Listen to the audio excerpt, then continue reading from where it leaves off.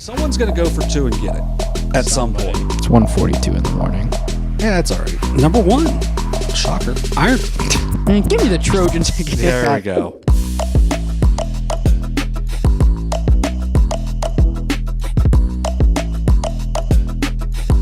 Welcome into Overtime, presented by Perfection One. Along with John Bruce, my name is Dewey Dailey, as we welcome you into this week's show, episode 54 here on the podcast. And, you know, we're in the first week of December now, John, and we still have a football team going on. Yeah. We'll talk about that here in a minute as we got through the first full weekend of both boys and girls basketball going on. We've got a fun week ahead, a fun week 2 weeks away. We'll obviously save that for next week's episode, but a lot of exciting things going on here in the Southeast District as of now. Yeah, we got a lot of stuff going on here, not only at the Southern Ohio Sports Authority, but just overall in the Southeast District. As you said, we got the Fighting Tigers playing for a state championship next week. We got a big event coming up at Shawnee State next weekend that we'll preview next week. And then just overall, we had the Coaches Call-On Show with a nice debut, even though the internet was great. And that's why it had to be it. For those, like, I don't know how many people, I can't imagine there are too many people that, like, watch every single piece of content we put out. Yeah. So, like, watch the podcast, watch the streams, but it had to get uploaded as a premiere Saturday night because the internet wasn't up to speed at the studio. It should be ready to go this Friday, but I've got a lot of gripes about internet, and this is my internet's not even the same company that does that. Every Sunday after 10 p.m., my internet goes out for a minimum of an hour. And, like, I'll get on the thing, and it's Spectrum. Sorry for the free plug of your internet's horrible. But I think that's what we have here. Maybe. Yeah, probably in this studio. The other studio, which we may be in next week, I'm not could sure. be a couple weeks. We'll At some point, we'll be in that other studio, at least part-time, eventually full-time. But, yeah, I always type in Spectrum outage, and they'll be like, oh, there's no outage in your area. And then I'll get an email 20 minutes later. Oh, there's an outage. And you're like, yeah, I know there's an outage. Yeah. It's Sunday night. So I never get to watch the end of the Sunday night football game because I'm all internet, which is a great idea. This would have been a bad Sunday to miss, too. It's a pretty good game. Yeah, not as much offense as you may have thought. Snow. Oh, my fault. Sorry. For some reason, I was thinking of the Ravens and the Eagles being the Sunday night game. That was a fun game to watch. Yeah. Even though the margin was pretty wide. Yeah, you don't get Josh too Allen many snow games. Cool yeah. Not even the best thing he did all week. And I got to watch James Cook crib one from 60 yards. That was pretty cool. You go. So yeah. Is that in our league or is it both? Actually, Nice. After I had to watch Ray Davis take the first one in, so that was like kind of. I think after his first 4 carries, he had 1 yard, and then like after his next 4 carries, he had like 105 or something. It was ridiculous, but it was a fun day of football. So yeah, not for Bengals fans. We'll see how Browns fans do Monday night. But I'm not even a Bengals fan, but I took a nap during it because Eberflus got fired. There you go. Thank goodness. After a outstanding performance on Thanksgiving. Like 33 seconds left, just call timeout, because if you throw and you don't get the first down on the next play, you still have like 25 seconds to get the field goal unit out to kick the field goal to tie the game. Right. But nope, Eberflus, they did it exactly how he wanted, which is like I've never seen someone take less responsibility for their actions than the way Matt Eberflus was at the end of games. So Caleb Williams, I don't know if he's still painting his fingernails, but he's flinging the ball around right now. Yeah. Not enough to win, but Lions are a tough team. So Lions are a tough team. All right, we can go ahead. You ain't lying. There we go. We can go ahead and jump. You see, they tried to throw a pass with Panay Sewell. Yeah, I was listening. They were cheering after he got tackled just because they tried. I was listening to Pardon My Take, and they were like, Ben Johnson must have been like, oh, these guys are terrible, so let's just do whatever we want at this point. And it ended up being a close game because the Bears were pretty good in the second half. But, yeah. Watched Moana 2 before that. Yeah, it was okay. Very bad, not bad music, just not great music. The Rock was funny. I didn't smell what he was cooking, though. All right, let's go ahead and jump into the weekly headlines. We've got 3 we're going to talk about. And as I alluded to at the beginning of our little word for word. spiel there, I'm not going to do that. Ironton moving on to the state title game for the second time in 4 seasons, I believe. Third time in 5. Third time in 5 seasons. It's been a little while since they've won the state title, though that's a sentence you can't say about a lot of teams in our area because nobody really has state titles. That game is not on Thursday or Friday. Or actually, what is it? Friday, Saturday, Sunday they play them? This one's on Saturday. But it's 1 on Thursday and then 3 on Friday and 3 on Saturday. It's the middle game on Saturday. Yep, Ironton playing this Saturday. It's been going down around the ticker a few times by now. They're taking on Liberty Center. I believe that game is a 2 p.m. start at the Hall of Fame Stadium in Canton. Tom Benson Hall of Fame Stadium. Yeah, whatever it is. I think typed if it you in. pay a little bit extra, you get a ticket into the Hall of Fame. Have you been to the Hall of Fame? No. It's pretty nice. Like it's pretty cool. It's got a lot of Hall of Fame worthy exhibits. But yeah, we went up there a couple years ago and I liked it. But yeah, so Fighting Tigers haven't won a title since '88.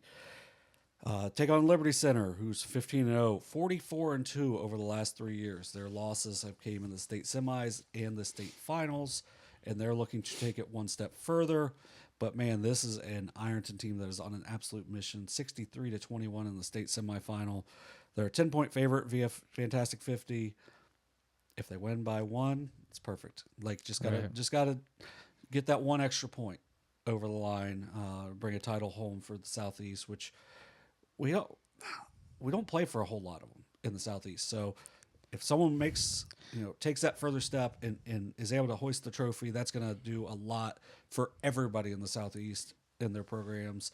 I think just the way that we're looked at across the state. So I think Minford in boys soccer took a big step forward by getting to that state finals, to where now people maybe take the Southeast a little more serious. The next step is to hoist that trophy, as I said. I'll be honest, like you say that, but it seems like between, football, volleyball, soccer, boys, girls, basketball, and baseball and softball, it seems like at least one team makes it every year. Like I know, didn't Logan Elm go last year? Maybe they made it to the Final Four. Waterford, didn't they win the state title last year, or at least played in it? They lost in the finals as well. They won a title 3 years ago. Right. So I feel like each year, like if honestly, we had 2 out of the fall sports season. I mean, that's pretty solid. Yeah, but I would like. I think especially with the expanded divisions, I'd be surprised if we don't have at least one team. I mean, now that's kind of getting greedy, but I feel like we'll have at least one team make it in. So out of the, I guess it would be 14 combined divisions. If you look at what we'll talk about later with the girls, I think Portsmouth, the winner of Portsmouth Fairland, I think's got a chance in Division 5. South Webster boys, maybe. I mean, depends on the situation. I mean, really, North Adams in Division 6. Fairfield boys is in Division 7. Yeah. So I mean, is South Webster D7 too? Yep. Oh, okay, never mind. Take that back. Well, but if we'll see. Yeah. Right. And then Waterford girls. I mean, they got 4 starters back from last year, so it's this winter we might be talking deep into the season about multiple teams, and would be pretty exciting for us as well. So the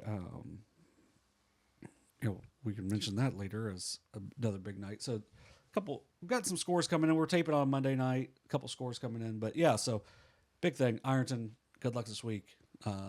It's more than just Sean Terry, but it's a loaded team, and it'd be great to see them be able to get the win on Saturday.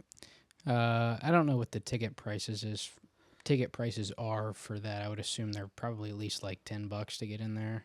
I can't imagine it's super cheap. Because it's like 15 for the state basketball, so I would guess it's probably the same for football. Maybe it's like 10. But I don't know if you have to leave. Oh, because it's 3 games. They might. I bet they cleared the stadium out. They clear out the combo for the district games, so I bet they probably clear out the stadium for football games. All right, we can move on to the next 2 headlines. We're going to talk about a pair of girls basketball players that really showed out this past week, getting their team's wins. We'll start with Unioto's Milee Smith. I believe it was their first league game this season. Their second league game this season. Huntington earlier in the week. So they kind of opened up with 2 of the teams towards the top of the Saddle Valley Conference. They pick up a 78-50 win. I believe it was on the road against Piketon. Milee Smith, 41 points on the night over a Piketon team that's, I'm not sure what their exact record is, but I feel like in terms of just performing, they've done pretty well to start this season. Yeah, and I'm going to get to see them on Wednesday over at in the hills of the township. Oh, that'll be a good one. Yeah, that one's interesting to me. Should be, anyway. Layla Kelly's played really well for them so far. Jalen Forbes has as well. They've gotten some different production from different players and whatnot. You can just tell they're a year older. They're just a little more comfortable in what they do.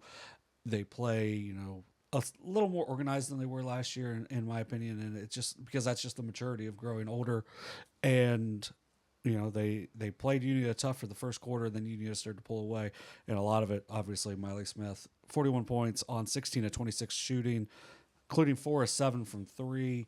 She's shooting close to, I know the day down at, in Cincinnati, she didn't shoot real well from 3, even though she hit a couple that were deemed 2s, which if you see my Twitter, I'm just ranting about this like crazy. And it's just pretty much, and those are only on games on the huddle that I can see. Right. So I don't have that many huddle accounts logged to me. So it's crazy that there's been that many missed 2s versus 3s. But yeah, so she's been really good. She had 25 in that game against Purcell Marion, 31 against Huntington, actually 28 against Huntington. I mistyped that earlier. And then she had 21 in their first game. So she's averaging around 28 points a game and has just been outstanding. There's a reason why she's going to go play at least in the MAC and possibly bigger. And she's showing kind of an expanded game this year with the ability to shoot from 3 as well. And I feel like she's got a little more of, an attitude of I'm going to score, as opposed to being really unselfish. Now it's kind of just she's taking over games, and that's kind of what we saw it when they played Sheridan when she was a freshman. Yep. Didn't see it a whole lot last year. I think Maya Hamilton kind of took that part of it, where and then when Hamilton went down, they needed it but didn't. It just wasn't really there. And now Hamilton's averaging around 15 a game. To go with Smith, it's around 28, and that's going to make them a really dynamic duo. This week they've got Westfall on Wednesday, Adena Saturday, and then Waterford on Sunday, which I believe Derek will be there on Sunday, which is at High Dominican in the Battle of the 614, which will be a nice. Who did you say they were playing? Waterford on Sunday. Yeah, so okay. we'll preview that one later on as well. Yeah, I mean, it's a player that we've held to a high regard ever since her freshman year.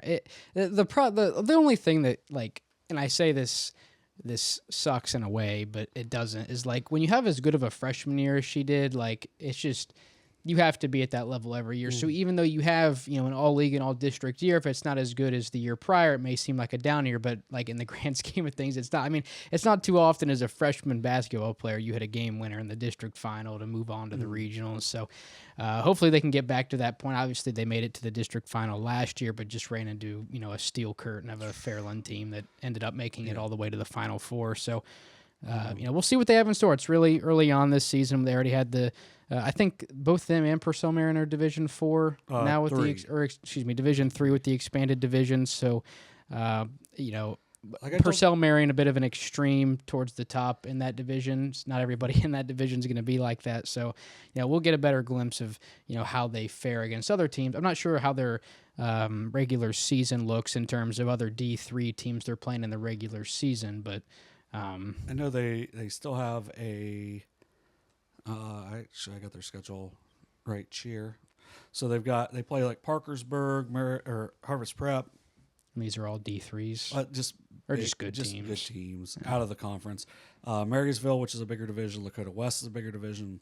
I know they were. So you're playing some better teams. I think they play Circleville at the end of the year, which I believe would be. Circleville took down Bloom Carroll the other night. Yeah, which I believe would be a D3 as well. So.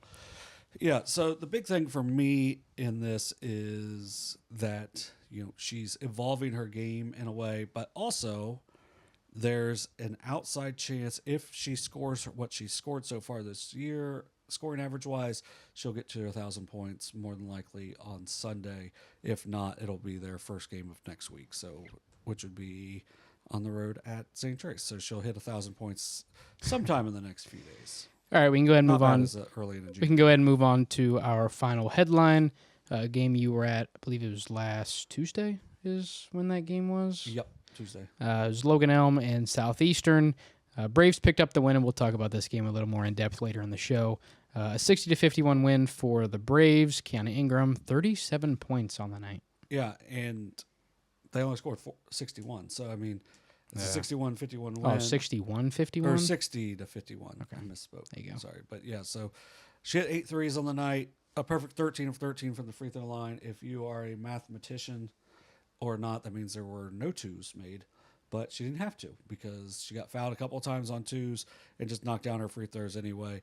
And then I'm not sure. I think maybe one of them hit anything besides all net. Like it was just, you knew when she was going to the line, she was knocking the free throws down. Her teammates did a really good job of finding her. They're down a couple of players. I think they were down 3 starters that night. 13 free throws. So did she have an and 1 3? She got fouled on a 3. Oh, okay. So she got fouled on a 3, and then I think the rest were 2-shot varieties. So she got fouled on a 3, hit all 3, and then hit a 3 on the very next possession, and that was the game. I know I had tweeted that or X'd it. I don't know what it is. Yeah. But like, is it still a tweet? I refer to it as Twitter and tweets and retweets, not reposts. Right. Yeah. So she was outstanding. Like I saw her early last year against Westfall, and you could just tell like she had a different gear. And this game, she really went about it. They were really undersized in this game against Southeastern, which is something I'll talk about in a little bit as well in that review of that game. But they did a good job rebounding, and down 3 starters, and you go out and you beat a pretty solid Southeastern team. Says a lot, and a lot of it goes because of how outstanding Ingram was. All right, we can go ahead and move on to our boys basketball segment of the show. We'll follow up with the girls basketball segment a little bit later on in the show, and we'll kick it off with how the boys season kicked off this past Wednesday with the Zane Trace Tipoff Classic. This was a Wednesday, Friday. I don't think there was anything on Saturday. I think it was just Wednesday, Friday. A Wednesday, Friday event to kick off the season, and it started off with a bang. We'll just kind of go through each game, not super in depth, but just maybe highlight a little bit about some of these teams that played. So, to start off the season, I think this was a 2 p.m. start on a Wednesday. It was Amanda-Clearcreek and Huntington. I think Huntington led for a large majority of this game. And Amanda-Clearcreek came down. I'm not sure exactly how it played out, but I know there was a shot attempt with maybe about a second left, and then Branson Fowler had a quick putback off the glass to seal the deal. Amanda picks up the win 64-62. Great way to start off the season for the Aces. Yeah, it was a game. Huntington was up 62-56 late. I don't think they shot a free throw. I think it was just they took a couple shots, missed, but it was Amanda did a really good job of just chipping away and coming back, getting back in the game. And the last play, so Huntington kind of runs down the clock. I thought they called timeout while the ball was on the side, but they deemed it to be, below the free throw line, so it had to be taken out underneath the basket. They throw it away on the inbounds. Amanda calls timeout. They get it. The funniest part about it was when I listened to the callback of it, when I heard the player that was said bringing the ball up, I was like, why was that kid bringing it? Like, there's no way that's wrong. So I went back and watched it. I'm like, no, it was a kid who played like the first 2 minutes and the last 2 minutes of the game for Amanda. Brings it up, passes it forward. They miss a shot. But Branson Fowler, who was the inbounds man, throws it in on the right side, goes all the way up the left side of the court. Just no one picks him up because the ball's going all the way to the right. And then right before the horn, was able to put it in off the glass for the win. And, it's an Amanda team that won 1 game last year. Yeah. They've won 2 already. There you go. As they beat 200% of last year's. Yeah, they beat Athens by 2 on Friday. They had a crazy schedule. They played Wednesday, Friday, Saturday. So they played 3 games in 4 days to start the year, with your 1 day off being Thanksgiving, where I'm sure nobody overate or anything. So, yeah, it was a really good game because I thought Huntington looked better. I thought just overall, I thought they looked better. Frankie Hirsch looked good to me. Calvin Manson, I thought was solid as he always is. They had some scoring off the bench. Eli Airy, Carson Henneberger. They had some different pieces that did some good things throughout the game, but Amanda made some really good adjustments and wiped out really what Manson was able to get in the second half. It was just a good game. It was a good way to start the season because anytime you can start the season with a buzzer beater in what I'm guessing was one of, if not the first game played in the state. Yeah. That's just a great way to start the season. And then New Hope Christian takes down Wellston 64-46. You want to talk a little bit about that one? Yeah, Wellston showed, like, to me, the difference in this game was just New Hope was just quicker. because Wellston showed a variety of different guys that could score. I think they had 3 different guys in double figures. They look pretty good. They're young. All of those guys that scored in the double figures will be back next year as well. I thought they did some good things. They just weren't as quick as what New Hope is. And New Hope, if you get a chance to watch them, or if you see New Hope on your schedule this year, don't get real excited because this is a good team.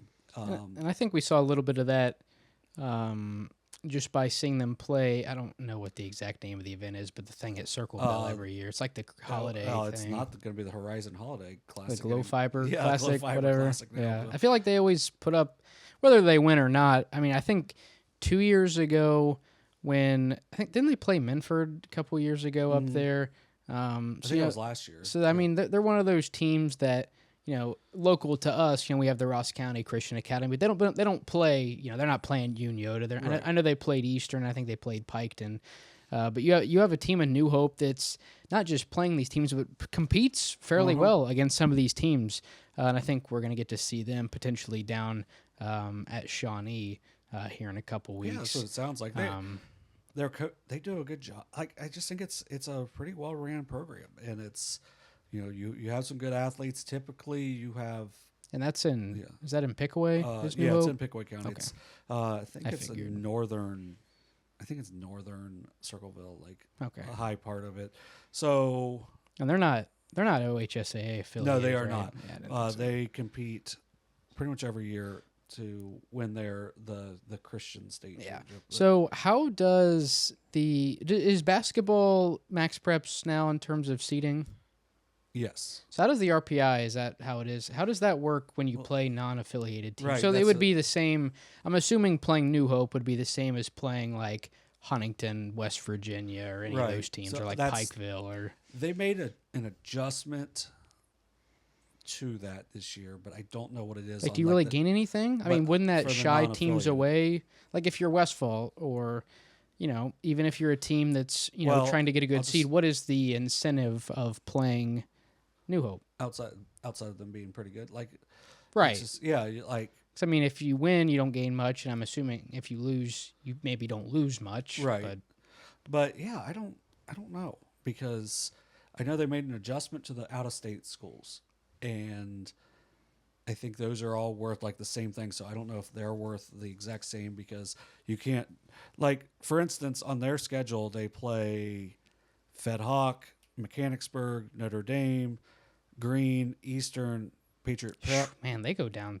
Some of those got to be at showcases because those are way down south for them. Benton County, the Wellington Man. School, Horizon Science Academy, who showed up a half hour late to interview. I interviewed for a job there. I was There you there go. on time. They were a half hour late. I immediately knew I was not going to teach there. But like, Some of those are long drives from northern Circleville. yeah, so I don't. Okay, so I'm going to pull up the rankings on here just to see what it says, which could take a while because Max Preps has got to go through 87 levels of ads. And of course, it Yeah. says rankings coming soon, and that's going to just throw off everything. So I'm Okay. just not going to worry It's about fine. it. But yeah, I don't know. That is an interesting question. We'll have to look at that later on, like when they play Eastern here after the new year. We'll look at that and just see if there's any difference in that. Does it affect a school or whatnot? So, but yeah, New Hope, good team. So if you're those teams down south, don't be super excited because this is a quality team. All right, we can go ahead and move on to the third game from Wednesday. It was Bexley and Logan Elm. Logan Elm, one of those Cinderella teams last season, made it all the way to the Convo, losing in the district semi, I believe, to New Lexington was who eventually ended their run. A double overtime loss to Bexley in the second to last game on Wednesday. If you paid for the all day, I'm assuming one ticket got you all the games all day. So, I mean, really through the first three games, I mean, two just outstanding games. I mean, 2-point games to start off the season. Yeah, and it was a game where I'll be honest, the first half was miserable. Like it was like watching what the NBA has turned into of, hey, we're gonna go down and shoot a three, and then the other team gets a rebound. And goes, hey, we're gonna go down and shoot a three. Nobody was making them. It was just a bunch of missed shots. In the first half, Logan Elm was 3 of 20 from three. Bexley kind of calmed down a little bit. They were like 2 for like 14 or 15. Like both teams just were not making anything. It was not fun to watch, honestly. And then the halftime adjustments were great from both teams, and we got to see a really competitive last 24 minutes because it went to double overtime, so got the extra 8 minutes there. Nehemiah Wall, he's a dude. Like, he ended up with 24 points. He didn't shoot very well from deep, but he had a big shot in I believe it was early fourth quarter that got him back in the game. Tyler Spees hit 4 threes for him, and it was 17 points. Wall ended up with 24. I don't know if I said that already, but out of the 48 points, it's 41. So They didn't get a whole lot from other people. Late in regulation, Brady Neff got fouled, knocked down 2 foul shots, which were the first 2 foul shots for Logan Elm on the day. That tied it. I believe it was the first tie since 3-3. And, they tie it. They get a stop. And actually, it was a Coach Nate Dropsy drew up, like, they got a timeout with like 3.1 seconds left and got an absolutely perfect play where they were able to make 2 quick passes, and Wall got a good look from the top of the key, which it didn't seem like it was going to be able to because you would have thought you'd have to go one long pass, but it was a great play. Like, you could tell they've worked on timing of it. It was really well done. Ended up not scoring it. They go to double overtime, or they go to overtime. They're actually winning most of that, but Bexley knocks down a couple free throws late to send it to double overtime, and then they're up 4. A layup at the buzzer made it a 2-point game, but no timeouts left. So it ends up being a 2-point win for Bexley, double overtime. Just, the last 24 minutes was great. First 16, not so much, but you can just tell, like, they're well-coached teams, and, they play really the way you want your teams to play, like unselfish, move the ball, play good physical defense, and it was a really entertaining game. And then Tyler Cassidy in the nightcap gets a win in his coaching debut with a fairly, injury-riddled Zane Trace team over a Circleville team that has a lot of new pieces and faces. A revenge game win for Coach Tyler Cassidy it's referred to. I feel like that term is so overused. Like, you'll have role players like, and I can't think of one off the top of my head, but you'll have like just the most random, like, it'll be like, this is a revenge. Like, it'll be like Kyle Lowry. Like, I don't even know where he's at now. Is he still in Miami? No. Or, like, he'll be playing against he's Miami. Sixers. They're 4-14. And they'll be like, oh, it's a revenge game. Like, it's I a very... I was going to say Ty Jerome. Yeah, or I don't something know who like... Ty Jerome played for before the Cavs, but every game. He played for the Suns at one point. Okay. But, like, that term is so... I think it maybe can be applied here. He was only there for 1 year, I believe. Was Cassidy? 3? Oh, he coached there for 3 years? Okay, I wasn't sure how many years he was there. So I guess in that case, you could probably use that term fairly, but in the grand scheme of things, in like today's media, that term is so like... There's so many things overused. That's one of them. I really liked what I saw out of Zane Trace in this game. So they get out to a quick 7-0 lead and then absolutely stop scoring. And that was kind of what I thought could happen with them, especially with Landon Gerald being out for an extended period of time, being their big scorer from last year. So you lose about 17 points a game plus 4 assists a game. So you're losing a lot of scoring. Larson as well. Yeah, and Cohen Larson, a really like kind of a sleeper athlete who's really came on, had a really good football season, but gets hurt in the Fairland game and is out for an extended period of time as well. So you're down 2 of your main rotation guys. We saw him last year in JV. Grady Stewart looked really good and pretty much immediately came out and played really well in this game. But then in the second half, when they started to take it over, was really Grady Stewart doing a lot of stuff. So, they're down at the half, and I think it was, what's that? Athens is beating Minford 37-18 at halftime. That's why we didn't do it. Man. Not really why we didn't do it. It was going to be, we weren't going to be able to get there. But yeah, the going back to this game, you Minford 7 of 30, 0 for 8 from 3. That'll do it. So, for Zane Trace, they're down at the half. Circleville got 4 shots off in the third quarter, turned it over, I believe it was 8 times. So we thought Circleville was going to be really good. And really, if you watch Circleville come out and warm up, they completely passed the eye test. But once Zane Trace got them out of their zone, it was a completely different game. And they did not look comfortable guarding Zane Trace off the bounce. And Zane Trace had different guys step up at different times. Ezra Rippeth had he might have had all 10 of his points in the second half. Played really well in the third quarter, especially when they started to make their run.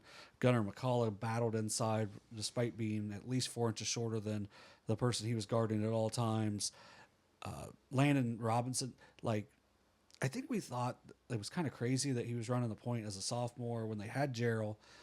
So they had Landon Robinson run it as a sophomore, and it's worked out perfect for this year because now he's got to run the point again. Right. And he has experience doing it. So it's not like a new thing. And he can do just a little bit of everything. He made a big 3 in that game. No, Houston had a big play on a follow-up late, but it was Grady Stewart. It was his breakout game.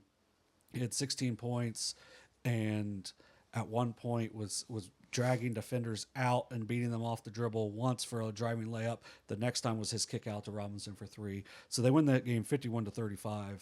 It was really impressive for what they're missing right now to be able to come out with that type of discipline that they were able to. You're down your point guard, but you still do it didn't matter that they got off to a slow start in that second quarter and that they were down by I think 7. They just played their style, and I thought Coach Cassidy had a really good debut. And then obviously we had the day off in between on Thursday for Thanksgiving. And then we had the Friday games. We can just kind of quickly run through the scores there. Bo Henry had a big night to open up Friday. I guess I should say a good afternoon. I'm assuming that was like a noon game. Bo Henry had a great start to his he's a senior now, his senior season. Junior. Wow. Yeah. To his junior season.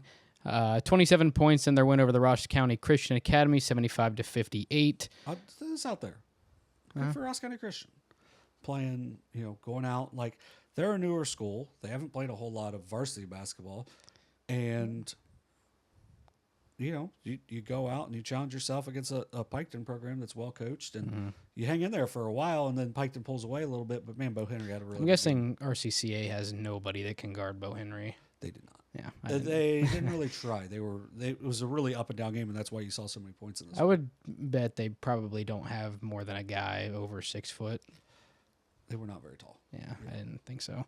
And then the other 3 games, Southeastern picks up a win over Federal Hocking. Bishop Reedy takes down South Point. Those are kind of 2 funny teams to be in that one. A team from Bishop Reedy, that's Columbus, isn't it? Yep. So a Columbus school, and then They always play in it. A team from the southernmost point of Ohio. Yeah. So. But it's an opportunity for Ross County and Kenny Kinnick specifically to see a pair of teams that maybe you're not going to see really at all during the regular season. And then Chillicothe rounds out the Zane Trace Tipoff Classic with a 55-21 win over Adena. We mentioned this is a Chillicothe team that we think could be flying under the radar a little bit with Cooper Stone King coming back. Yeah, we mentioned the really solid freshman class they had coming in. They had a lot of guys that, Juan Miller was another guy we talked about, Cam Badger. I know I'm leaving a few guys off. I think Daniel Schism's another guy that was coming back for them. So, they have players coming back. Obviously, neither of us were there for that game because we were at the game. We live stream. We'll talk about that one in a minute. But I'll be excited to see this Chile team once they get into FAC play. I'm assuming that starts either this week or weekend or maybe early next week. But we just kind of throw it out there as I mentioned coming up, but it's a Tuesday game. They play at New Lexington on Tuesday. So that's one because New Lexington's got a ton coming back. Will be a good test for them because New Lexington should win that game. Is New Lex D3 as well?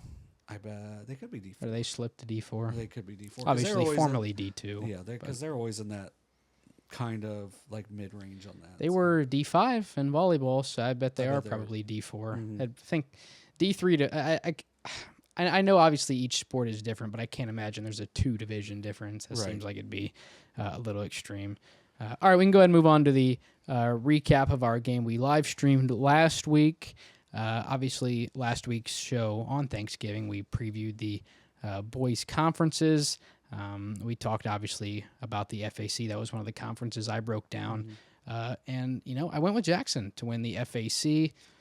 I think we got a problem. I'm not sure there's anybody around here that's guarding Adam Guthrie. I'll be honest, because if you listen to the Haynes Total Healthcare Coaches Call-In show, you would know this is a Miami Trace team that before this game had 3 practices. According to Ackley, didn't have a great preseason. And I don't think Guthrie was in any of that. And he's coming off of a knee injury, had it all braced up. Yeah, doesn't matter. 24 points on 13 shots, made 10 of them, 6 rebounds without getting one in the second half. I think he picked up his second and third fouls early in the third quarter, and Ackley took him out, and it didn't really matter. So they were just like, well, we'll just rest him. I think he came in later in the fourth quarter.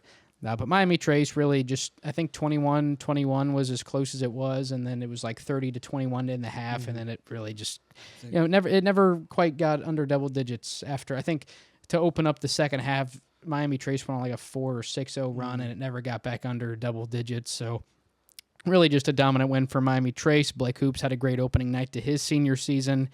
Jackson Zickafoos had a great game to kick off his first full varsity season as a varsity basketball player. But, we talked about this Miami Trace team saying they lost a ton of scoring, but they had a lot of guys step up, right? You had Sky Salyers with 14, Trey Robinette with 12. I know Julian Baker maybe didn't end up in, Well, he got in foul trouble too. Right, didn't end up in the double digits in points, but he's just one of those guys where he's just an insane athlete. He's going to give you stuff on the defensive side, on the glass. And I can't remember the freshman's name that mainly ran the point for him. Yeah, Gage Bowers. I think he did a really good job as well. And it was also Coach Ackley's 200th win for his career. And if you know anything about him, he's been through quite a bit. The last, I think that was maybe like 8 months ago would be a safe range. Yeah. So it's great to have him back on the floor. And, it's a game last year that Unioto won by, I think, 14. So Miami Trace wins it by 16 this year. And they both went on to win their respective conferences last season. So it's too early in the season to make any, Miami Trace is unstoppable, or Unioto's not any good. It's an early season matchup, but a great way to start off the year for Miami Trace. Well, this is like the antithesis of the Unioto Waverly football game where the road team always wins. Yeah. The road team never wins in this because I think it's going back 6 years, at least 6 years, where the home team has won, and I don't think any of them have been really that close. So, this is a Miami Trace team. I was really impressed. They also had Cade Whitaker, Connor Napier off the bench. Armstrong kid. Armstrong hit a big shot to end the first quarter to give them the lead after. It was about a 25 footer. It was right in front of us, I believe. And they played. I thought they played really well. They had less than 10 turnovers for the game, which the way Unioto was playing and turning up the defense, trying to get back in the game, I think says a lot about all the different ball handlers they have. Yes, they lost a lot of scorers from last year, but man, they played really, really well together in this game, and maybe that's a difference. I mean, you know where you're going, your guy. Your guy is Adam Guthrie, but you've also got different guys that can score on the outside. Julian Baker can go in there and bang inside, even though he's a little undersized. In terms of height. Yeah, not strength-wise. And, and Coach Ackley does a really good job. We mentioned it during the broadcast of he's calling out the actions of what Unioto is doing, and the players are smart enough to get in the correct area. I was really impressed with Sky Salyers, Trey Robinette. For seniors that hadn't scored a whole lot, they looked very comfortable shooting and knocking down shots. And for Unioto, they, KB Perkins gets 3 fouls in about a minute and a half in the first half, and really never fully got into the flow of the game. He had 5 points and 3 rebounds, which is a very strange line. For averaged close to a double-double last season, like 9.5 and 9.5 or something like that. So they're going to get more out of him, as he gets more a little healthier throughout. Blake Fitch didn't shoot the ball particularly well, but he had 11 assists, 9 points, 11 assists. That's take that out of your point guard most nights anyway. But as you mentioned, Jackson Zickafoos, Blake Hoops both had nice nights. I thought Caden Cartwright gave some good minutes for Unioto. They're fine. It's just, they've got a couple games this week where, kind of get right games. I know on Tuesday they're on WKKJ with our buddy Jacob. We'll be calling that game with Paint Valley on Tuesday. So, and then they've got Adena on Friday. So, I mean, it's a couple games they should win this week to kind of get back into the groove of things. Miami Trace goes to Logan Elm on Friday. That'll be interesting just because it's a similar size difference. Well, you saw Logan Elm. Do they have anybody that's guarding Guthrie? Do they put Wall on Guthrie defensively? Obviously, Guthrie not going to guard Wall, but Keegan Deal, he's got some size, pretty strong. It'll be interesting to see how they try to guard him. But if you're going to just throw one person on him, Deal can at least physically do it for a while. I don't know if they have the depth to. I know Unioto tried 3 or 4 different people on him. Obviously, 10 of 13 didn't really do much. But, I think it's a game where maybe if Miami Trace saw Logan Elm shoot, maybe they try to stay in that zone. Because I thought their zones were really good. And I know they didn't play their zones that well during the preseason as Coach Ackley kind of said on the Coach's Call-In show. But, I thought they looked really good on Friday. And maybe you just got to get out there, maybe get the lights on. Lights on, you're playing in front of a crowd, and then you just, you hone in a little bit more, and it looked like they did on Friday. And really, if we're thinking they're in the preseason the 3rd best team in that league behind Hillsboro and Jackson, that's a pretty darn good league. Because I'm not sure I would say. I think I might put them above Hillsboro at least. Right. I'm interested to see those Jackson Miami Trace games should be a lot of fun this year. Right. So. Yeah. So there's some FAC might be a league because McLean. I feel bad for McLean because they're very obviously 6th, but Coach Coach Haynes had a lot of success on the girls' side, so I mean it won't be long until they're back. But this league, I mean, it's pretty up right now. Courthouse has played off to a good start. Yeah, even though we talked about it off the air was. They lost a ton, but I mean they're winning games, right. So that's a big thing. And we both think Chilligathy's a lot better. So it's going to be a really tough league over there in the FAC. I think the one thing I get hung up on about teams is when they lose a lot. I forget that. So did everybody else graduate. All the other teams graduate players too. So, obviously what you have coming back plays a big part in it. And as we've seen in some of these FAC schools, maybe what you can bring in from the outside can play a role as well. So that's helped Courthouse for a little bit. All right, we can go ahead and move on to the previews. We're going to talk about 2 games coming up this week in depth. We'll also mention some maybe games to get out and watch, or maybe find alternative streams if you can. Maybe just some interesting games coming up anywhere between Tuesday and Saturday. I know there were a couple girls' games this Sunday as well, but we'll talk about those in the girls' segment. We'll start off with one of our, I think, going to end up being 3 live streams this week. Lynchburg-Clay at Fairfield this Tuesday night. Some Tuesday night shaction for us to open up the year. It'll be the first game for both of these teams. Once again, Lynchburg and Fairfield. For the Mustangs, not a great season last year. New head coach over there now on the black court. They have junior guard Denver Clinton coming back. 17.5 points and 5 rebounds per game. He was the lone Shaq selection, all Shaq selection from a season ago. You also have Cody Bell coming back. He averaged 10. Braden West, another senior, coming back. He averaged 5. It doesn't look like you're going to have Austin Bell, 7 points per game last season. I don't know what the injury is, but he's valuable for them last year. So he'd be a senior, so you never want to see someone miss a senior year. Yeah, as of now, and if you look at the team picture, not in uniform, so we'll see if he's able to come back. Like you said, not totally sure what the extent of the injury was, but at least for this Tuesday, not going to have Austin Bell.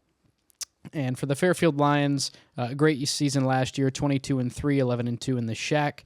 District champs, losing in the regional semis to a South Webster team that was pretty unstoppable in Division 4 last year. And we mentioned teams that are graduating. We talked about this in the Shaq previews. It ended up being a 3-point game too. So I mean, it was between Webster and Fairfield. This Fairfield team is one that, especially considering they're a Division 7 team now, probably going to get hit a little bit harder by graduation, as they lost Larkin Friend, Trey House, Gabe Fouch, Kate Miller. They are bringing back Logan McIntosh, a senior power forward, I guess you could list him as. I would assume he'll be handling the ball quite a bit, even though he's more than likely their tallest player. Like I said, 13 points, 7 rebounds per game last year, the only all-Shaq player coming back. Chase Newman and Griffin Friend, a senior and a sophomore, coming back. Newman with 3 points and Griffin with 2 per game. It's a Fairfield team that's going to have a lot of new faces, but, word on the street is, offensively, this team could potentially be better than last season's. I I personally find that a little hard to believe just based on how efficient they were last year, but I haven't seen them yet, and we're going to get a chance to this Tuesday. Well, it could just be maybe a little more skilled, but just not as senior oriented, so they may not be as efficient as they were. But I mean, if Coach Williams is going to say that he thinks they're pretty talented, I'm going to trust it. The dude's won a heck of a lot of games in just 2 seasons. And this thing I'll say for Fairfield, going into last year, they graduated 4 starters from the year before. Now they had, with House and Fouch and Miller, those guys had played a lot, but they weren't starters. So now you come back with 1 starter back, but it is different when you return your point guard to your center. Right. So we'll kind of see the way that Lynchburg's going to play is a lot faster. Yep. And I think this could be a really fun game. It might be a little hectic at times just because, as you said, first game for both teams. One team's going to be in a new, a complete new way of playing, and the other team is just going to be a lot of new faces on the varsity floor. So should be a lot of fun. I'm excited to get down to Leesburg to get this one. We're going to see Raymond down there. He's going to be taking pictures, and they're going to be A+ pictures because they always are. And it's good to get down to Leesburg. It's not a very big gym, but it's a nice setup, and it's a nice crowd that they've got. And if you listened to I don't know if you saw what Good Guys was doing, but it was like the basketball 30 things. If you listened to their coach talk, he said he wanted to get them up and down the floor really fast. And obviously you have Denver Clinton. I think he led the Shack in points per game last year. He was at least top 3, I would assume, at 17.7 points. By far the leading returner. So, could be, whatever, despite what their record says, should be a relatively exciting team to watch this season. And we're going to see how Fairfield is able to rebound off of the, after graduating 4 really impactful players from a season ago. So, yeah, and really they're about. I still don't know how Dylan Schubert got out to block the shot, but they were probably about an inch away from tying that game and going to overtime with South Webster last year. So I mean, they're very close to having a chance to hit the Final Four. And what I was told by some Fairfield people last year was they're really excited about their young kids that were going to be coming up to varsity, and now they get a chance to show what they can do. All right, we're actually going to double up on the Shaction here in the previews. Is this Friday, North Adams makes the trip to, is it Sardinia or Winchester? I don't know which one it is. Winchester. But it might be Macon also. Macon? It's not Sardinia for sure. Okay. Either way, Eastern Brown is where they're going. I think it's technically Winchester now. It used to be Sardinia. I think it's still listed as Sardinia, even though it's definitely not in Sardinia. But either way, North Adams. It's like saying we're in Piketon right now. Okay. Yeah. We're not. North Adams making the trip to Eastern Brown this Friday. Preseason wise, it seems like these are going to be maybe the top 2 teams in the Shack. I mean, they're 2 teams that obviously very successful last year. I know Eastern Brown obviously losing in the sectional final to a really good South Point team, but still Eastern Brown was very exciting. And I think it's a team that really didn't get a lot of attention until the second half of last season, where you started to look and say, this is a team that's winning some games and putting up some numbers in the box score. North Adams coming back, already off to a 1-0 start this season, 21-5 last year as district champs. We talked about this in the conference previews. Jace Rothwell, Breeston Schweikert, Carson Osborne, Connor Young. Those are some of the guys that are coming back. Connor Rogers, I believe, is another guy coming back for them as well. And then you have an Eastern Brown team, 17-7 a season ago. Have not played yet this season. North Adams is a pretty tough opponent to open up the season against. At least it will be at the Kaiser Court for the Warriors. But they're bringing back a lot as well. Grady Barber, Cade Walkup, Drew Edmonston, Price Murphy. All of those guys averaging at least 7 points per game, with Walkup and Barber both more or less into double digits. I think Good Guys will have this game. This should be a very, very exciting opening night for Eastern Brown, and another great installment for some Friday night shaction for just the league in general. Yeah, it should be an outstanding game. It's North Adams was able to get a win over West Union last week. Eastern Brown does play at Fayetteville on Tuesday to open, so it's not the easiest way to open there either. So it's an Eastern Brown team. They went 17-7 last year. They didn't make it to the convo. They came up just a couple points short. but it's a team that has a lot of experience. Grady Barber, 13 points a game last year, but man, he can really fill it up. He can do it inside and out. He can drive. He can, has a nice pull-up game as well. So he's a really good all-around player. Cade Walkup, he made 55 threes last year, 69 as a sophomore, so he can really shoot it. Drew Edmiston shot 42% from three last year with 41 made threes. So they've got some dudes. They've got some size coming from their JV team as well. For North Adams, they are going to be extraordinarily senior heavy. I believe it's 6. Like their top 6 players are going to be seniors. So what can they get from underclassmen is going to be something to look for the Green Devils. But I think this game is going to be really fun to watch. I was originally going to go down to it, but it sounds like we're going to be calling a game on Friday instead. You're not, because you're going to be wearing a coat at hockey. Yep. And doing your other job, one of your other jobs. How many jobs do you have? 3? I think that's not really not a job.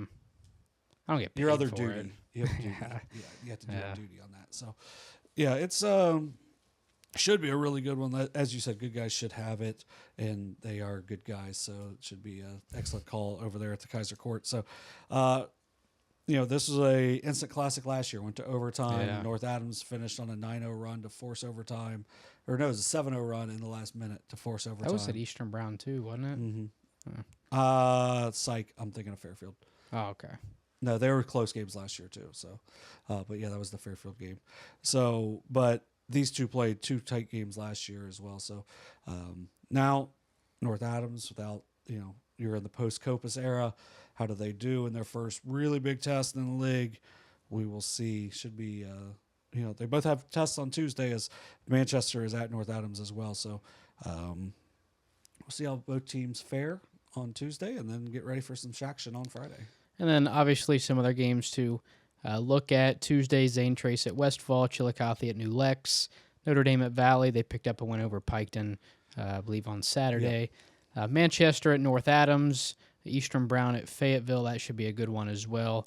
Obviously, Joe B. Stewart over there at Fayetteville, so obviously always going to be well coached for the Rockets. Yeah, I think that St. Trace Westfall game could be interesting. Last year it went to overtime. Westfall's going to really push the tempo and try to score, and that could make that St. Trace team uncomfortable. But I like I said, I liked what I saw of St. Trace, so that one's going to be interesting to me. Chillicothe will get to kind of see where they're at with that New Lex team, because that New Lex team is going to be one of the really tough ones in whatever division they're going to be in. Notre Dame and Valley kind of get to see where Notre Dame's at, because they have some new faces, but Valley had a nice start with that win down at Piketon.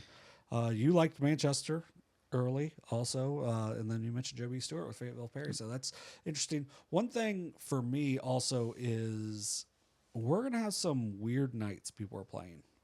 The OVC is playing on some Mondays this year, and then we've also got Wednesday games that we're going to talk about coming up, because we got Washington Courthouse at Circleville on Wednesday, Meg's at Fairfield Union. That one I'm really interested to see, because Fairfield Union, they've been a really top-tier program, super well coached over the last few years. So that one, Meg's kind of came out of nowhere last year, and then they pick up a big transfer in Carson Davis. We're new to the TVC coverage, so we haven't really ever talked about Meg's. And this will be a good game, kind of a good litmus test to see where Meg's is. I've heard their scrimmage with Minford did not go well. I think that's going to happen with a lot of teams with Minford this year. But, were they down injuries, or was there just a lot of hype in the preseason? But either way, they've got a ton of size. They're going to be well coached. That one should be, very interesting to see where both teams are at. Then on Friday, Miami Traces at Logan Elm. We mentioned that one earlier on in the boys segment. South Point at Minford. That would have been a good game last year. I'm not too sure how good it'll be this season. I put it mostly Miles Montgomery needs 8 points to become their all-time leading scorer. So that's kind of the reason I threw that one on there. And then Eastern Megs is at Belpre, and then you guys looks like you'll be down at Nelsonville, York, as they host the Athens Bulldogs this Friday night. So TVC. Yes, there you go. don't know.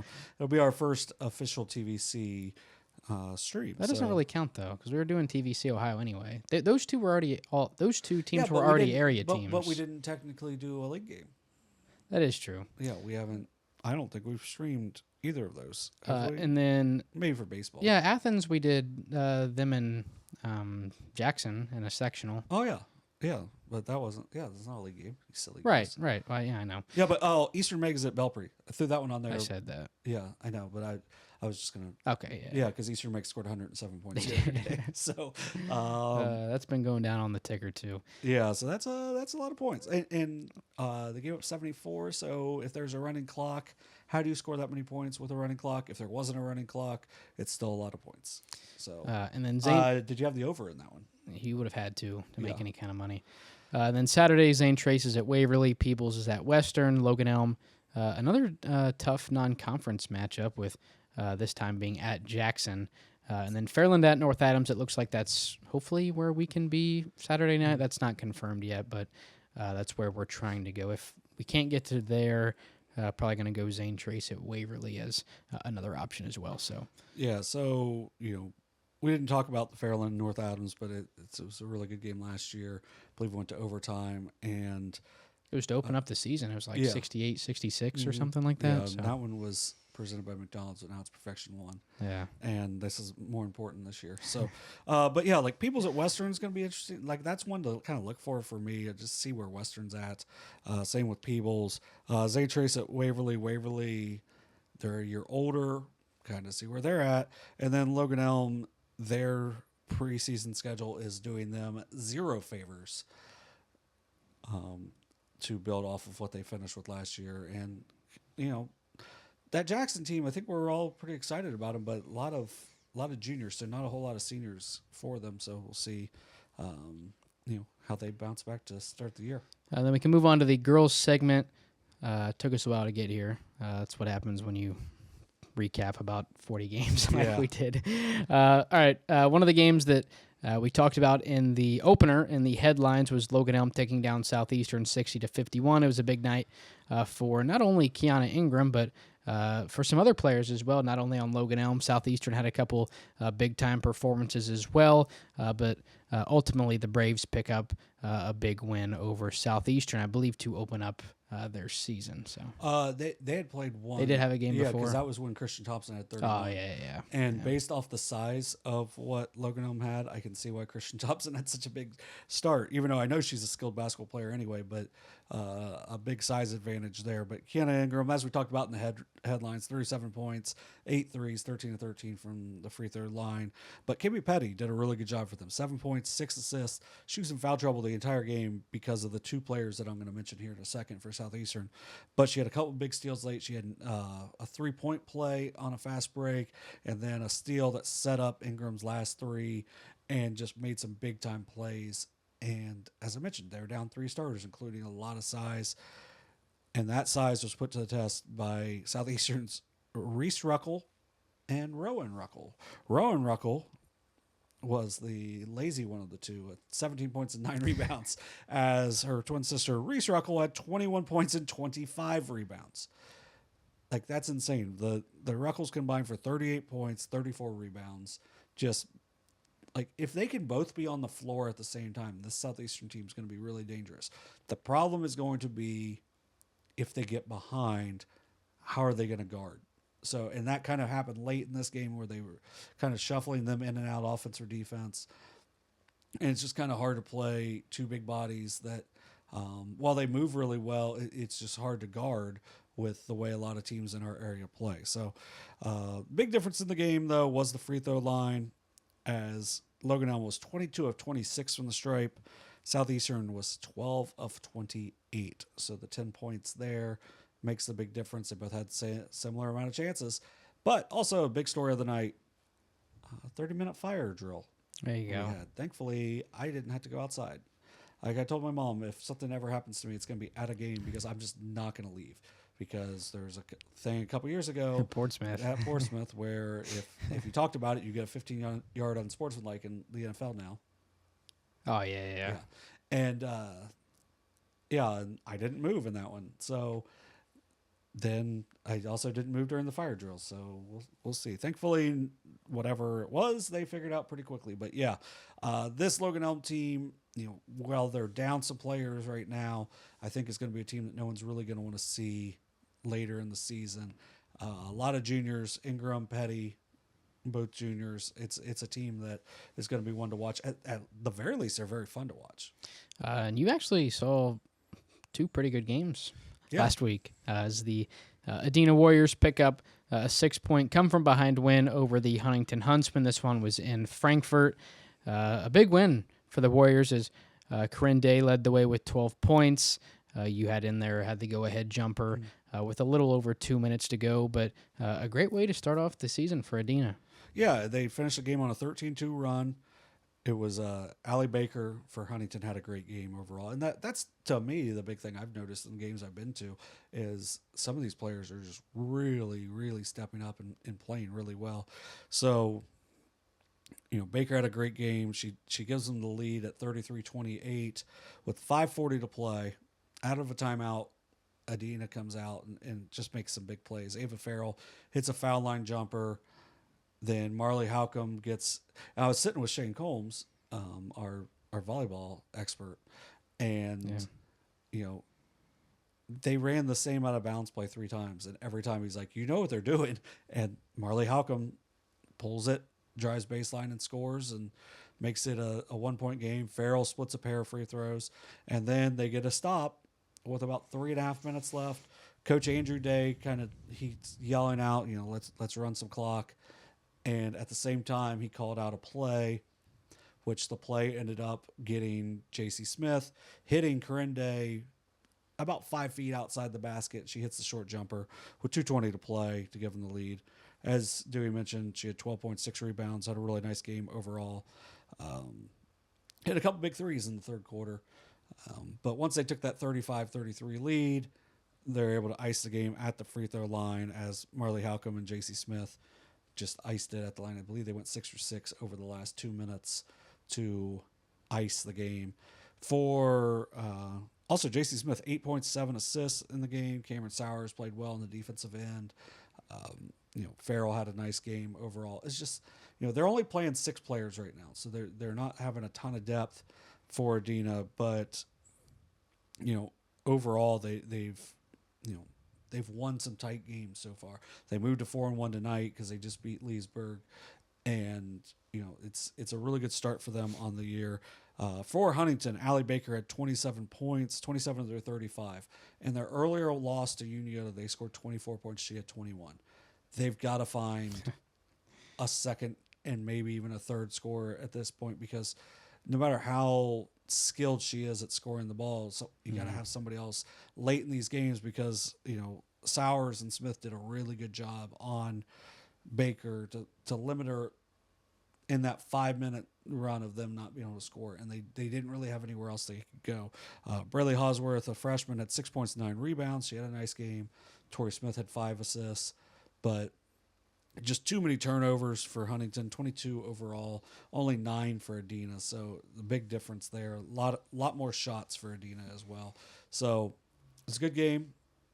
Both teams are going to get better throughout the season. For me, the big takeaway is Adena just, kind of going to volleyball. You just know how to win. They have kids that make winning plays. And for Huntington, just got to find that second and maybe third option on the offensive end, because it's going to be tough, even with how offensively talented, which we saw a few years ago with Allison Basie. Right. They would be slightly over 500, and she's a Division I basketball player. Yeah. And you got to have more than one option, and to me, that's the biggest thing for them. And then just one final game we'll talk about before jumping into the previews. It's a Hillsboro team that I kind of dubbed the frontrunner to win the FAC in our girls preview last Tuesday. They're off to a 2-1 start. The one loss was to Western Brown, I believe, to open up the season. And we talked a lot about the people coming back: Kyra Boyd, Peyton Bledsoe, Kobe Miles, Tylee Davis. But Ella Jordan, a freshman, a great start. to her varsity basketball career in the win over Portsmouth West. It was a 54-43 final, and in the SOC 3, Ella Jordan in her third game of her freshman year had 19 points and 5 rebounds. It's a Portsmouth West team that did you pick them to win the SOC 3? No, you picked Minford to win. But still, Portsmouth West very young. A lot of pieces coming back from their co-SOC 2 title team a season ago. Jordan, a great game to propel the Indians to an 11-point win. Tylee Davis had a double-double with 10 points and 10 rebounds. A down game for her through her first 3. She's averaging 18 points per game thus far. Peyton Bledsoe had 10 and Kobe Miles had 9. They open up FAC play this Wednesday against Chillicothe, and they continue it on Saturday at home against Washington Courthouse. West is now 1-1. They have South Gallia this Friday. South Gallia lost to Green last week. Green, it's another one of those teams that just got a year older, so look for them coming out of the SOC 1. But, Hillsboro, I picked them to win the FAC, and, I'm not doing victory laps here, but, a great start for the Indians here. You did that with what was coming back and even with a player that didn't come back. And it looks like Tylee Davis is the real deal. Ella Jordan against a really a really solid West team goes out and scores 19 as a freshman. Just I think they've got some nice depth to them, and they've got the 4 players you talked about, 1 in each grade. Njoku got a tutty. There you go. You got some points. Hey, on something else, Minford's got it down to a 7-point game. I saw that. Coming back, it was like 25-13 in the second half or something. So, hey, and, even if they don't end up winning that game, it shows that this is a team that isn't just going to let you walk all over them despite a slow start. And I think they're kind of starting to show the talent they have in the second half of that one. It's tough to come back from that kind of deficit after the first half. And I know I'm getting a little bit off topic, but that's kind of what makes a sport like volleyball so unique, is where you can get drilled 25-5 in the first set, but you're down 1-0, right? It's not like in basketball, the quarters are like match play. You don't play 5 quarters, and if you win a quarter, you get 1 point. So basketball, really every other sport is kind of like that, where if you get down early, it's going to be tough to dig yourself out of that hole. Luckily for them, it's an early non-conference matchup against a team I'm assuming is a bit larger than they are. Yeah, I think. I don't mean by. I mean by school size. Yeah. Athens is a bit bigger than Minford is. Yeah. So. Yeah, Athens, and they're going to be really tough. Yeah. Because we saw it a couple years ago, and they had one upperclassman then, and they were an underdog against a Jackson team on the road in a sectional final, I believe, and they picked up a win. It's in the sectional final days. Yeah, it would now be a district quarterfinal. Yeah. So it's a team that's kind of been building. I say building, but they won the TVC Ohio last season. So even if you are to lose, this is a very good Athens basketball team. So yeah, and for Minford, you play a really good Amanda-Clearcreek to start, and you lose a tight game there. And then you play a really good Athens team, and it looks like probably going to lose because they're down same score with a minute left. But you're coming right out of a deep soccer run. And, you could probably, we could go out here on the Buckeye court and probably shoot a pretty decent percentage. Man, I don't know. But if you made us run up and down and play, it's a little different. Yeah, it's a different thing. So even though they've had a couple weeks, it's probably going to be a slow start for them, but it's just going to make them better throughout the year to play these tough teams early. And maybe after Christmas it'd be a little different, but this is their chance. Last year when they played at Athens, it wasn't close. So as in Athens drilled them. Yeah, hit a ton of threes in that game. So it's a Minford team that's going to keep getting better, and that Athens team is going to be really good. So, all right, we can go ahead and move on to the previews for the girls' side. I believe we have 3 games we're going to talk in depth about, and similar to the boys' side, we will just kind of lay out some games to look for coming up this week. So we'll kick it off out of the TVC. Once again, this one is TVC Hocking, so these are brand new teams to the coverage area. I believe we've had at least one live stream of both of these teams in the past. We covered a little bit of Fed Hawk boys in the district final last year against Fairfield, I believe it was. And then we obviously had Waterford football last year. I guess 2 years ago now. 2 seasons ago. Right, 2 seasons ago. It wasn't this past one, but it was the one before down at Yes. Eastern. But 2023. right. But the Waterford Wildcats, obviously state runners-up, state runners-up. Would that make sense? Sure. State Runner-up. a team that was a state runner-up a season ago. There you go. They lost in the championship. Yeah, they were one game away from winning the state title in what was Division IV last season. Took down Monroe Central 69-28 in their opener. They now open up league play this Thursday once again with the Lancers of Federal Hocking. They were a district runner-up last season, 8-2 out of the TVC Hocking.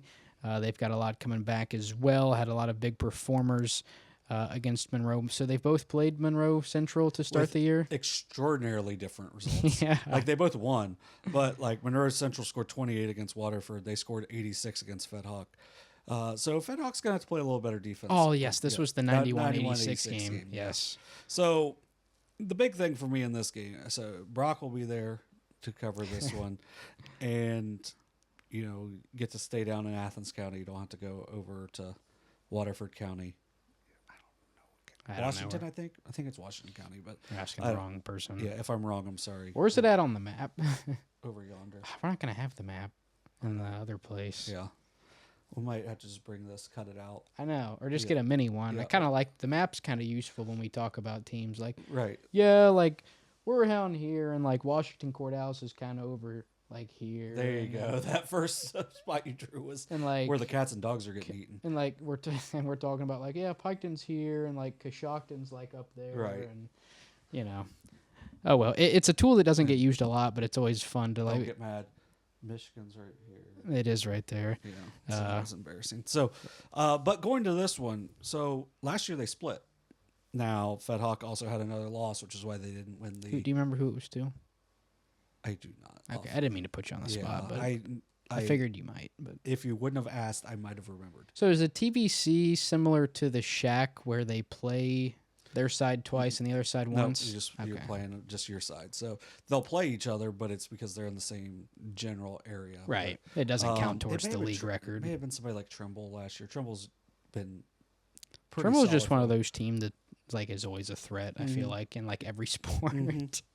Yeah, so for Fed Hoc, they got to play better defense because 91 points is great, but give up 86 and To a team Waterford that- gave up 28. Yeah. So big difference in that. Obviously, Monroe Central must be pretty solid for Fed Hoc to play as close as they did. This game will be at Federal Hocking in Stewart. Brindley Cottrell, a sophomore, she had 28 in that win over Monroe Central. Everything that I heard last year was she is just absolutely dynamite, and that was as a freshman. So Dailey Osborne had 18. She's a senior. Junior Takira Walker had 14. Michaela Nelson had 13. So they had a lot of different pieces that could score for them in that win over Monroe Central. But the big thing for Waterford, as you mentioned, last year state runner-up, they had now Kendall Surrey didn't start as a freshman, but she scored I think 9 points in both the semis and the finals when they won the state championship when they were freshmen. She came off the bench. Avery Wagner did start as a freshman on their state championship team. So they have 4 returners back. Athens won by 10. Yeah, so I guess you saw that too. Yeah. But with Avery Wagner and that win over Monroe Central, she had 16 points, 10 rebounds, 6-4. Indiana, Purdue. Actually, it might not be Indiana, Purdue. I think it's just Purdue, Fort Wayne now, the Mastodons. Commit. Marietta College is getting Kendall Surrey. She had 16 points. Avery Smithberger, also a senior, had a really nice overall game, 7 points, 6 assists, 6 rebounds. Elsie Malik, a junior, had 10 points. And then I believe it was Brindley Potmeyer had 9. They've got 2 Potmeyers. I believe that was the one that was able to get 9 points for that one. So that's going to be a big game. So I think Waterford probably is the favorite. Obviously you can't really look at how each team did against somebody, but I just think Waterford's going to force you to play their style. And if Fed Hoc can make them play their style, they can definitely beat them because it's a team that beat them last year. So for me, I think this is a big game in the TVC hockey, and we'll have a little more idea of what's going on over on that side. Like we know Waterford is is Waterford. They have four starters back from last year's state runner up. Like 6 rotation pieces are back, and they've obviously Coach Jerry Close is one of the best coaches in the state of Ohio. So they get there a lot for a reason. So this will be one to watch for sure. Yeah, if you watch our show somewhat religiously, like I feel like we have a pretty good ability to talk about the, in any given conference to kind of talk about the 4th, 5th, 6th, and best teams in those conferences. It may not happen this year, but hopefully by next year, the TVC Hocking and even the TVC Ohio, we're able to kind of do that with them. If you throw out the SOC 3 to us, we can kind of give you a little bit about, each team, not just the teams to the top, but the teams in the middle and the teams towards the bottom. I think, you obviously know a little bit more about the SVC than a lot of other people would. We talk a lot about the FAC, but it's going to take maybe some time for us to talk about some of these other teams, Eastern Reedsville or Eastern Megs, I guess, as some people, whatever, the Green Eastern Eagles. I wish they weren't the Eagles. Like, I wish one of them that kind of throws it off a little bit. Yeah, because at least Eastern Brown's the Warriors, so you can say the Eastern Warriors. If they were the Eagles, we'd have problems. Yeah. We have 3 Easterns in our coverage area. Now, luckily, like, Eastern... and a Southeastern. And a Southern. Yeah. And a Northwest. Like, Eastern Brown, Western. I feel like, is referred to as Eastern Brown more than it is referred to as just Eastern. Well, I think the thing that helps them is they have Western Brown. Yeah. Also, even though Western Brown's not in our coverage area. Right. But, like, nobody really calls Eastern Pike. It's just kind of Eastern. Nobody calls Eastern Reedsville / Eastern Megs either of those. It's kind of just Eastern. So those are the only... Now, luckily, they're not the same colors. One's green and one's, like, orange and kind of browns colors. All right, we can move on to the next preview. We're going to talk about Portsmouth. Some big matchups coming up for the Trojans. I don't know if you saw it on Facebook, but I think it was, I'm guessing, their home opener. They did their little banner reveal, their Final Four banner, which was kind of cool. Saturday... It's got to be nice when your entire rotation and your whole team's back. I think they had a couple people in street clothes, because obviously they did graduate a few seniors, but in terms of players that played like super meaningful minutes, everybody was coming back for the Trojans. They're down at the... Well, where's this at? Is this in Columbus? I believe it's Westerville South. Westerville, so it's in Columbus. Yeah. The Thrill in the Ville is the name of the showcase. We're getting into that holiday season where a lot of these showcases are taking place. They got Laurel this Saturday. I believe they beat them last season. Last year. And they have Warrensville Heights this Sunday. It's 2 big tests for a Trojans team that... I think even if the divisions didn't expand, would have aspirations to get back to the state tournament. But with the expanded divisions, I'm guessing they dropped to at least Division 4, I would assume. Which one are we talking Portsmouth. About? They are 5. Division 5. So in Division 5, this is a team that most definitely has not just making it to the state tournament, but state title aspirations come March, I believe, is when those you get to that point in the tournament. So it'll be a big early season test for this Portsmouth team that is still relatively young. I just put something together too. Okay. So they played Laurel, the Laurel School, the Gators, one of my favorite mascots because it makes complete sense in Shaker Heights. But Laurel School gets a lot easier because Sanaya Hall transferred to the Mount Verde Academy in Florida. There you go. Do you know what they're ranked? Top 5 in the country? 1. Oh, okay. And is she like a bench player for them now? Do you know why I know that they're number 1? Because that's who Purcell Marion started their season off with. That's why they're up in Ohio, because she's from Ohio. And it was probably a nice little gift to her. Like, hey, you get to go play in your home state. Yeah, we're playing 3 hours away from your home. But, yeah, so that gets a lot easier. How did that go? Did Purcell get whacked a little bit? It ended up being like 13, I think. Yeah. If anybody's knocking Purcell around by double digits. So then, like, Unioto got to play Purcell the next day. So it was like, I know it was a close game for the first half, but I'm sure Purcell was like, this is a little different than the night before. So, the Laurel School last year was all freshmen and sophomores, but when you're best sophomore and a top 5 recruit in the junior class in the country. Didn't Ben Simmons go to Montreverde? Mount Verde. Or whatever you said, Monteverde. So I think he did. There was a few of them. Who's the dude that got dunked on by DeAndre Jordan? and he made the Oh, face. Brandon Knight. Yeah, Brandon Knight. I saw Brandon Knight play for them over in Yeah, he Kettering. went to Monteverde Academy. Yep. Or Montverde. I don't know. I You know don't what I'm talking about. It's a green mountain. You can probably look at their like historic. It's crazy. That's where notable alumni. Yeah, because the number one player in the country for Duke. Scotty Barnes went there. R.J. Barrett. Jeez. Obviously, I just mentioned Cooper Flagg went there. Yeah. Yeah, Cooper Flagg. I just mentioned Ben Simmons, Cade Cunningham, number 1 overall pick. This is a pretty long list. Joel Embiid, Cooper Flagg. Why would you go there and not to Overtime Elite? Why would you go to Overtime? Like, you should go to Overtime Elite over Montverde. I'm being sarcastic. You get to play on Prime, I guess. Justin Jackson, was that? Oh, no, I'm thinking of Josh Jackson. No, but Justin Jackson was a top 5 pick, too. Was he? Yeah. The list, I could not tell you who he played for. The list goes on and on, but the idea here is the school she transferred to is pretty. Yeah, it's a basketball factory. Yeah, like I don't even know who Sean Stewart is, but apparently he's a forward for Duke right now. But I'd say Ohio State's got a Sean Stewart. Do they? Yeah, I don't think it's the same one. But yeah, if you're going there, you know how to play basketball. Bottom line. So. Yeah, so that one should be a little easier on Saturday. I still don't think it'll be easy because still they had a lot of talent coming back. But Sunday, Warrensville Heights coming off a 22-3 district championship season. Ari Branch really seems to be the standout for them. Should be a nice challenge for the Trojans on Sunday. Either way, you're playing these bigger teams.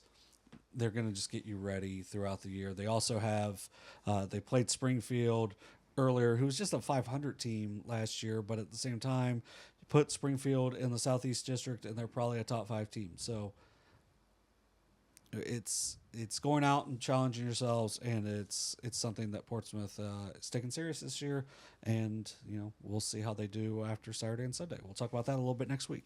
All right, and then one of the other games that we talked about a little bit earlier on in the show around the time we were talking about the headlines, Unioto in the battle in the 6-1-4 is what this one is, taking on Waterford, so 2 teams that we've discussed in this episode. This one is on Dominican. Yeah, this one will be at ODU. I will say ODU, like it's a logo that is both creative and lazy at the same time. Because if you don't know, I'm guessing they're like the Panthers or Tigers or whatever. Panthers. But the logo is quite literally a like Times New Roman D, and then like 4 finger pads, 4 like paw pads. Whatever. That was just my little rant. But this game's on Sunday, which for NFL fans is a little inconvenient. I'm assuming there's some kind of broadcast. Yeah, it's at 5 for this one, but. It's 2 teams that have aspirations in their respective divisions to get, maybe up to the state level. Obviously, Unioto hasn't been there yet. Waterford has. Waterford, I'm guessing, is either D6 or 7. I'm not sure. I think they may be 7. You mentioned Unioto was D5 a little bit.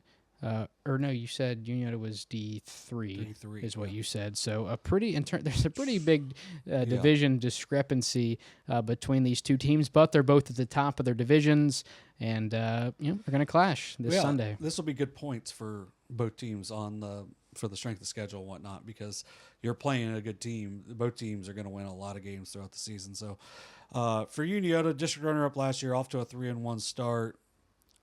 Led by Milee Smith, which we mentioned a little bit earlier, 28.8 points a game, 8 rebounds a game. She had a career high of 41 in that game against Piketon, which we talked about. Maya Hamilton averaging 15 points a game coming off an injury from last year. It's really starting to get along. She had 26 in that win over Huntington. Magnolia Holbert averaging 10 points a game, about 3 assists, 3 steals, just kind of doing the dirty work as a point guard, but can shoot it from the outside. And then Kiera Beard, 11 points a game. She missed her 2 games last week and is questionable for this week. So I believe she's going to be working her way back, but we'll see. She may play like on Saturday in the league game and may not on Sunday, or could be out for another week. So we'll see in that. So for Waterford, as we mentioned, 1-0. Avery Wagner, 6'4", is going to cause some issues for Unioto. She does a great job of protecting the basket. She had 12 points, 15 rebounds in the state semi last year, and has just been an impact player all around for them. Kendall Surrey, 19 points in the championship game last year, where they didn't do a whole lot of scoring, but she was able to. 17 in the state semi. Anytime you can average 18 points a game in the state tournament is not too bad. And then, as I mentioned, Avery Smithberger and Elsie Malik also returning starters for them. Not a ton of depth for either team in this matchup. Charlotte Dennis also starts for Unioto and is a freshman, so it's good experience for all of these players.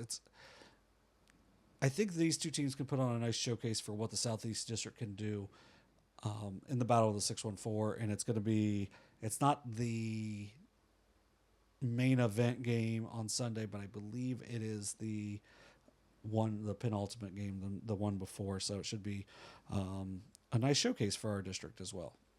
Sorry, I was just reading some I was just reading some stuff from the group. Oh the yeah, group I'd text. avoid I was just trying to catch up on all that. All right, some other games to catch this week and weekend. Circleville at Amanda-Clearcreek. I'll be honest, that wasn't too great of a game when we were there last year, but it's Amanda team that's looked pretty good to start the season. And they had a couple injuries last year, so that is true. Back. Yeah. And Circleville obviously had a big injury at that point. Or no, they didn't. She was healthy at that point. She got hurt right after. Yes, she was still there at that point, I believe. Yeah, so I think both teams should be healthy at this point. So, and that's a big thing for Circleville is, obviously down the stretch last season there was a lot of uncertainty if you're ever going to get Addison Edgington back, and she's back now. I'm not even sure at this point if she's fully back to full strength. Obviously, she came back at around the halfway point of the volleyball season. One of the better freshmen in our coverage area. Obviously now a sophomore, and now just one of the better players, one of the more impactful players. I mean, she's probably 6'2" or 3". Right. I mean, one of the taller players as well. Really nice toucher on the rum. Yep. I'll say your favorite. Really good feet. Good footwork. There you go. And then this one I added, and it's just kind of just to see where South Point is. South Point at Portsmouth probably isn't going to be close, but South Point looks like they could be the third best team in that conference, so it's a good chance for them to show that. I believe they got to a district final last year. Maybe it was a semifinal, but either way, they're a team that returns a good bit for South Point. I think it's probably an easy win for Portsmouth, but at the same time, going to be an interesting one to at least check out the score of. And then South Point is at Portsmouth. I mean, this is probably going to be a win for Portsmouth, but we mentioned Saratina Jackson and the Pointers. If they weren't in the OVC, they would have a little bit of a better chance to win their conference, but they're just in such a stacked conference at the top with Portsmouth and Fairfield that it makes it tough. But this is a team that outside of playing those two teams is going to find a lot of success. Right. So, and then Wednesday, Piketon at Huntington. We mentioned that one earlier on in the episode. We've kind of designated Unioto like there might be a gap between them and these other teams in the SVC, but any given night, one of these teams can take down Unioto. These are teams that can catch fire, and all it takes is a team to miss a couple of shots, turn the ball over a couple times. But really, Piketon, Huntington, and Adena have been grouped kind of into this tier of teams that can all give Unioto a run for their money and will kind of compete amongst each other. And this is going to be one of those examples. It's a Piketon team that you mentioned, a lot of young players coming back. They're a year older, and then Huntington's a team that really benefits from the play of Allie Baker. She's had a really strong start to the season. And then another game Wednesday night, Green at South Webster. They meaning the Bobcats picked up another win tonight. Abby Knapp continues to just absolutely fill up the box scores. I don't know what she averaged last year, is like 27 something. I mean, could easily average 30 points a game this season. 29. I mean, it's just it's nonstop. I mean, it's a team that they play in the SOC 1, and I believe Green has a few other pieces as well. It's not just Knapp. I would assume it's most definitely a Division 7 team, and the fact that they're all a year older, I think that's a team that could make a run in the postseason as well. And then Thursday, Athens at Bloom Carroll. That should be a pretty good game. Right. That's one to actually look for. Mm-hmm. Yeah, that's going to be a really interesting one because, this is a Bloom Carroll team that's been really solid for a while. And then Athens, a 10-point win at Menford, and then they beat a Warren team that's been up a good program for a while. They really handled them. So pretty excited to see where this Athens team is. Fayetteville at North Adams, I think it's going to be that's a big Shack game because you've got would you have Fayetteville like second? No, I think I picked Fayetteville. Okay. No, Fayetteville, they won the league last year, and they brought everybody back. I think if you look at our conference previews, these are the two teams we picked to win. Obviously, North Adams out of the Shack 1 and Fayetteville Perry out of the Shack 2. So it's an early season matchup. This will be their only time they play. So that'll be an interesting one on Thursday. I threw South Gallia at West in on Friday just to see how South Gallia bounces back. Yep. Had a rough start, but this West team I think we both think is going to be pretty good. But they got to put together some wins. They had a tough loss at Hillsboro to start, which we talked about a little bit earlier. And then Saturday's filled up with a few just outstanding league games. Yeah, just kind of really interesting games. You got Adena at Unioto, which I think would pretty strongly lean Unioto, but this is an Adena team that's well coached, and like I said in the review of their game against Huntington, they know how to win. So even though they're only playing 6, I think they've got a little more depth of scoring than Unioto has. They might be able to throw some different athletes at Milee Smith. Now, those athletes are going to give up some size to Milee Smith. Can she continue to kind of have that dog mentality like she has so far this year? And if she does, then I think it's probably going to be Unioto. But if she backs down or gets a couple fouls early, it could be a little more interesting game. And this is an Adena team that I think is going to be super gritty throughout the year. Southeastern at Huntington, I think it's a big size mismatch in that one. Guards versus bigs. Southeastern, I'm still really interested to see what they can do. They're mostly juniors. This Huntington team, 2 senior guards and a freshman big. So 2 pretty well coached teams as well. I like what Coach Heist does. He's legitimately one of the funniest guys if you're close to the bench too, but he's really good too at the same time. And then the last one is Logan Elm at Circleville. If Logan Elm gets their players back, I think this one could be pretty tight. I think maybe the game at Logan Elm could be a little tighter, but I think this is going to be an interesting one just because, what Kiannah Ingram can do. Right. Like anytime you got a player that can put up 30 plus points, you're going to have a chance against whoever you play. So that one should be fun. All right. Well, that about wraps it up for us here this week. Obviously, be sure to look out for the Haynes-Toll Healthcare Coaches Call-In show, the second episode, but hopefully the internet at the studio in downtown Chillicothe gets figured out. We have our first live episode this week. I don't think I put it in the ticker, but I believe that's set for a 10 p.m. start time this this Friday night.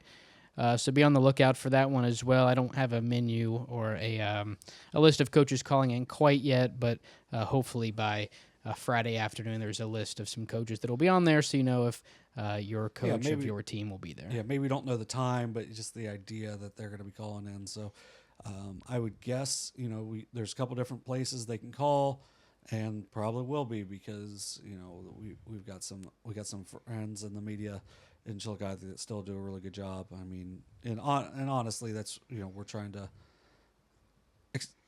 expand our wings a little bit. Right, and I mean, you look at some of the games that are going to be played, obviously, and once again, the live streams for us this week. Lynchburg, and these are all boys games. Lynchburg-Clay at Fairfield on Tuesday, Athens at Nelsonville, York on Friday, and then hopefully Fairland at North Adams on Saturday. If not that, it'll be Zane Trace at Waverly, hopefully. But I mean, you look at some of those Friday night games. I mean, Miami Trace at Logan Elm. I don't know Logan Elm's coach off the top of my head. I know it used to be Holden, but I know he's not there anymore, I believe. You're talking boys or girls? Boys. It's Nate Dropsey. So obviously him or Ackley could be a guy that call in. Presumably Miles Montgomery going to get his. I about said 1,000th point. His program leading, whatever his record is, he'll become the program leader. So maybe we get Coach Josh Shoemaker in on the call. And there are some other teams playing. Obviously, Megs at Belpre is one you mentioned, and I believe there was a few girls games. Eastern Megs and Belpre, and then South Guys at West on Friday. And obviously, there will be coaches calling in that maybe aren't playing on Friday night. So. Notre Dame 53, Sims Valley 50. Yeah, Girls. I've told you. I told you. Jason Bryant, 25 points. Pretty good. Jason for Sims? No, for Notre Dame. Okay. Which the Sims Valley team. I told you. You did. I told you. So, that was of course, that would be different divisions because that's Division 2 versus 1 because Notre Dame's still Division 1. Oh, yeah. So, so look out for Sims Valley because. Telling you. Yeah. Did they put a box score out for Sims? Lydia Saunders. Yeah, Lydia 17. Saunders, Caitlin Maynard. Those are the two players. Yeah. There you go. Telling you. You did your research last week. I'm telling you. I told you. I told you did better than I did on that. I was going crazy on the SOC2 girls preview. Yeah, that's why it got the most clicks for a while. Or is that the boys' side? That was the boys' side. Got a pretty good amount. It's the same. All right. Well, unless you have anything extra you want to add in, I think that's about all we have for check out our stuff. this week's show. Yeah, watch our live streams. A lot of If you don't- content coming out this week. So Yeah, a lot of content, and please join us next week because that's going to be a lot to do. yeah, yeah. So- I mean, just this week alone, I mean, a podcast episode, a coach's show, and 3 live streams. I mean, that's 5 days worth of stuff. And then I think our Brock Netter will be at a lot of different places. They're going to be. I mean, Brock and Derek are going to be tag team in the state championship game on Saturday. Yep, I forgot about that. Yeah, as so well. I mean, Ironton's got the state championship game. And not to mention, I mean, I know it's a basketball-oriented show now, but you could get Pendleton on the coaches call-in show. So, it should be a fun week of sports. Obviously, all that and more available over at sosaohio.com. That's where you can not only find the podcast, the call-in show. I don't think there's a tab for that yet, and the live streams, but you can also find articles, interviews, that kind of stuff over there Hopefully as well. on Instagram you can see the dub cam. If they win the championship, I'm cool with it. I'm cool with them getting to the championship and doing it, but I'm not a big fan. You're not. You don't love the dub cam. My problem with it is, we Somebody always want to have this. We always want to be original content. That's not original content. That's taken from someone else. I mean, It's fair. I'm sure Derek wouldn't like it if someone took something like he thought was his own idea. So, We'll see if he actually listens, like he said Right. he does. So we'll just start talking about him every episode, and especially at the very end. Yeah. Yeah, but so it's good talk. Should be a good week of basketball and really getting to. Browns are winning too, so maybe Ohio won't completely strike out this week. Hockey team got swept by a 1-win Princeton team. Ohio State lost the to basketball team Michigan. had one of the worst losses. Bengals gave up. Up 4. Yeah, on a 3 lost to with- Pitt. Like, I don't mind the losing. Like if they would have hit That's it. how you lost. Yeah. Why are you contesting a shot so hard that you foul up 4 on a 3? Because it's a coach's kid. One, it gives them time to score with no time on the clock. Yeah, obviously, granted, his dad coached O.J. Mayo and Bill Walker, who went and played for a long time in the NBA before O.J. got the, well, it was more of the weed boot or whatever. I don't know what exactly drugs it was. Yeah. Bill Walker changed his name. Couldn't tell you what it ended up being, but it was Bill Walker for a while. All right, you ready to get out of here? Let's go. It's like my last week of classes, so Yeah, there you go. my last day of classes tomorrow, and then I get to go back for the spring or winter. I don't know why it's called the spring. Like 3 of the 4 months are in the winter, but Because it finishes in the spring, Yeah, barely. well, then why Barely. isn't the fall called the winter? Because the winter starts in. Yeah, but it finishes in the winter, and you just Yeah, said but that's it why the starts. Yeah, but. All right, that'll wrap it up for this week's episode of SOSA Overtime, presented by Perfection.